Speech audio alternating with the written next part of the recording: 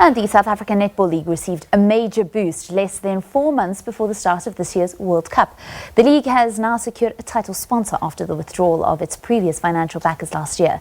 President of the Federation, Cecilia Molokwane, joins us. A very good morning and welcome to Morning Live. Morning, Valen, and morning to all the viewers. Fantastic. The 6th edition is going to be going ahead because there were fears a couple of months ago that that wouldn't be the case. We didn't fear anything.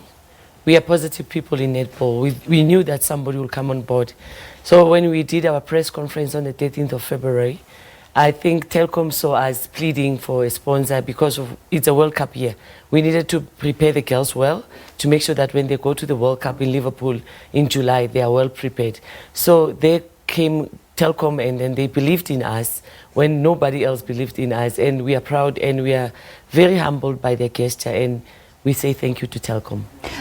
You say that it is a World Cup year, important for the plans of Netball South Africa, but I understand that the core of the Proteas players are not going to actually be available for this year's league. Is that right? Yes, they are playing overseas. 8 of them are playing overseas. Then we decided with the coach that we have to make sure that the players that are in the country, they also have enough game time. If you have heard us yesterday, we are going to have the SA Smileys, which are the Protea players that are in the country that are not playing overseas, so as they can play as a team together and understand what the coach wants and then have more game time for them. That's why we bring in the male team, the male squads this year in the Netball League. We also bring in Zimbabwe to come and play, so as we prepare them well. Okay, I saw this. You guys have got 10 teams, so it's the ones that we are used to, the Crinums and the Firebirds and all of those teams. But then we've also got a men's team and a Zimbabwean team. So where does this men's team come from? It's our own South African, national team. We selected them last year at the SA Male Championships in Durban. And then they came in for camp and for the final selection of the 12. So we selected them. That's why we call them the President Stars, because we haven't kept them yet because of it's only the Netball League that they're going to play. But they are our national players, the boys that play netball in the country. How long is the contract for with Telkom? For this year, it's only for this season because they came on board when we needed help. But they are the first option for us to renew because we want to give them that opportunity to say for renewal, you can be the first people to do that because you came on board when not even the World Cup was announced that we are the host. So they just saw us on TV and believed in us because I believe if they would have done that after the World Cup announcement, I would have said maybe they were eyeing 2023, but it was not like that. They just saw us there, and then Noma Faku from Telkom just contacted me and said, we want to talk to you. We've got something on that maybe can help you. And then there goes Telkom, and yesterday we launched it. Fantastic. So obviously the fact that South Africa is hosting the World Cup in 2023, many more corporates would want to get on board. Has that been your experience since the big announcement? Yes, everybody now wants to associate with netball. Even though the last time I was with you here, I was telling you how we're struggling with sponsors. But now everybody wants to be on board because we are the winners. Who doesn't want to associate themselves with winners? So it's as easy as that everybody wants to come, and we look at the best options and what is it going to take, how is it going to take us forward, moving forward, because we cannot only look at 2023. We have to look at 2023 and beyond to make sure that netball is sustainable in the country. That's the other question, because for all women's sport we speak about a lack of corporate backing from South African businesses.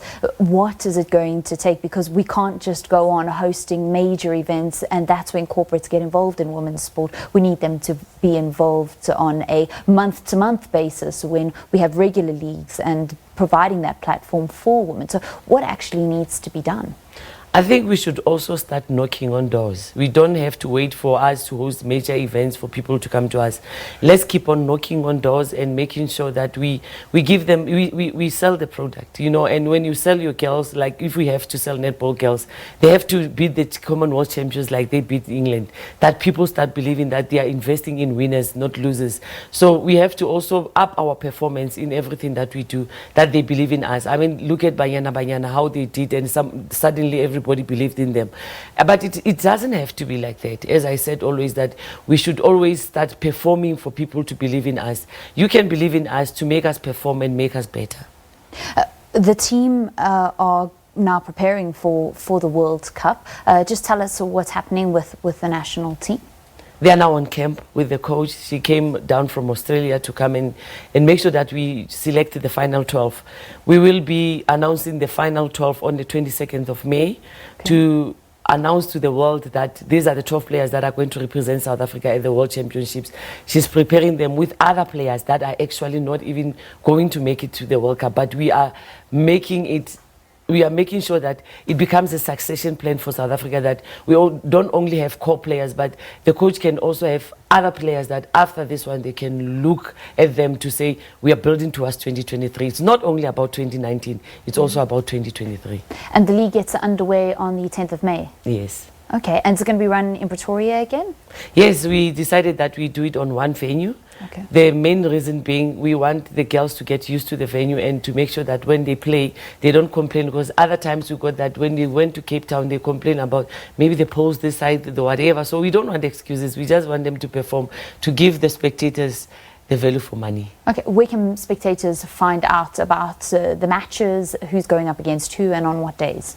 The fixtures are out. Everybody can see them, even on the Netball website and pages and social media. The fixtures are out. It's 50 rands to go into Remnant Road. Netball is not cheap anymore. We have to prepare to the World Cup, so people must start paying to get used that we are paying in netball. We started that last year with the quad series that people pay, so it's 50 rands to get in to come and see the top teams of the country. We will be starting on the 10th, and on the 11th, I wish everybody can be safe to come and witness the spectacular opening ceremony of the Telkom Netball League. Thank you very much. That's Cecilia Molokwane. She's the president of Netball South Africa, who are celebrating as they've got a brand new sponsor for the semi-professional South African Netball League, which has expanded this year to add 2 more teams. We're going to be